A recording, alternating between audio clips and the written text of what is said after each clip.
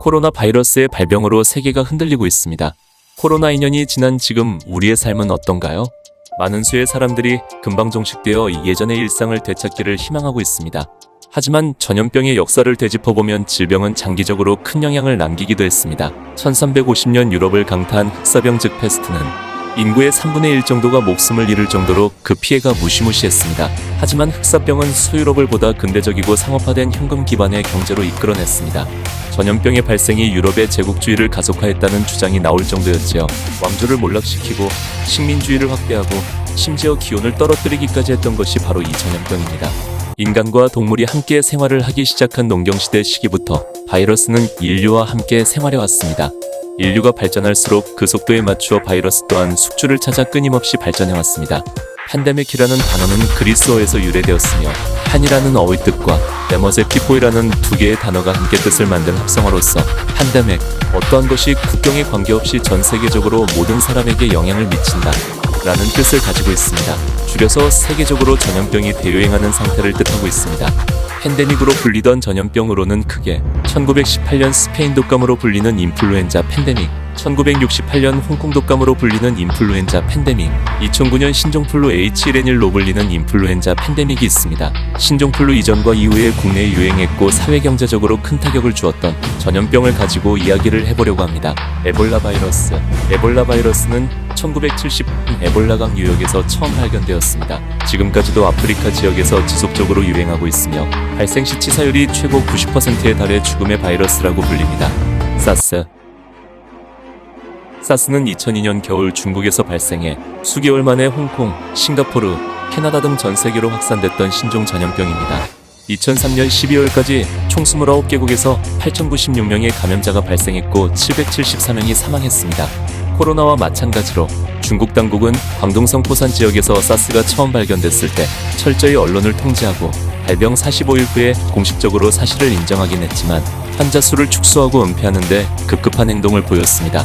신종플루 H1N1 2009년 3월 미국 캘리포니아에서 처음 발병한 후로 214개국 이상에서 확진되고 18,500여 명의 사망자를 발생시킨 세계적인 유행병입니다. 대한민국 정부는 2019년 11월 신종플루의 전염병 위기 단계를 심각 상태로 격상시키고 재난안전대책본부를 가동했지만 국내 감염자는 10만 명을 넘겼고 사망자는 270여 명에 달해 모두에게 충격을 주었던 바이러스였습니다. 메르스, 중동호흡기 증후군, 대한민국에서 낙타와의 접촉을 피하라고 맥락 없는 지침을 내려 많은 사람들의 조롱거리가 되기도 했었죠. 2012년 4월 중동 지역을 중심으로 퍼진 급성호흡기 감염병 메르스는 25개 국가에서 1367명이 감염됐고 528명이 사망한 치명적인 바이러스입니다.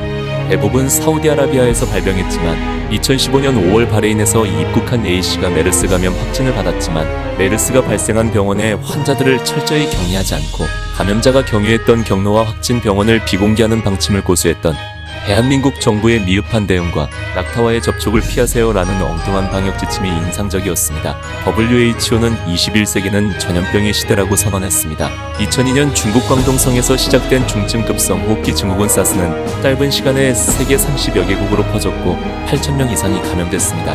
2019년 12월 31일 정체불명의 폐렴으로 보고됐던 코로나19 바이러스는 전 세계적으로 퍼져나갔으며 2년이 지난 지금도 대한민국 기준으로 하루 30만 명이 넘는 감염자가 속출하고 있습니다. 인류를 공포에 빠뜨린 전염병은 많습니다. 결핵, 장티푸스, 말라리아, 매도, 에이즈 등 많은 전염병이 인류와 함께 살고 죽었습니다. 의학이 발전하면서 불치병이라 여겨지던 질환들도 고칠 수 있게 되었지만 언제라도 우리 앞에 새로운 병, 모르는 병이 나타날 가능성은 있습니다. WHO가 전염병의 팬데믹, 세계적 대유행을 선언한 것은 1968년 홍콩 독감과 2009년 신종플루에 이어 코로나19가 세 번째였습니다. 우리는 매번 새로운 전염병을 맞이합니다. 21세기 들어 새로운 전염병이 빠른 속도로 퍼진다는 뜻이기도 합니다. 그 원인에 대해선 여러 가지 분석이 있습니다. 전 세계의 거리가 좁아지면서 감염 속도도 빨라질 수밖에 없겠지만 최근 가장 많이 나오는 분석 중 하나는 새로운 전염병이 환경 파괴 때문이라는 것입니다. 전염병이 인류를 위협하는 것이 아니라 인류가 지구를 괴롭힌 결과 이상 질병들이 나오고 있다는 겁니다. 코로나19 팬데믹으로 사람들의 활동이 줄어들면서 멸종된 줄 알았던 동물들이 자연으로 다시 돌아오고 대기의 질이 좋아졌다는 조사 결과도 있었죠.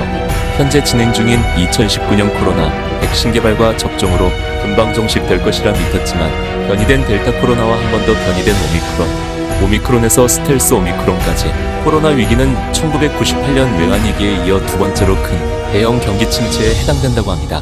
GDP 성장률 하락폭은 2009년 세계금융위기와 비슷한 수준으로 분석되고 있다고 보도되고 있는데요. 하루빨리 코로나19가 종식되어 예전의 일상회복을 할 수 있기를 바라는 것은 우리 모두의 바람일 것입니다. 시청해주셔서 감사합니다. 병아리였습니다.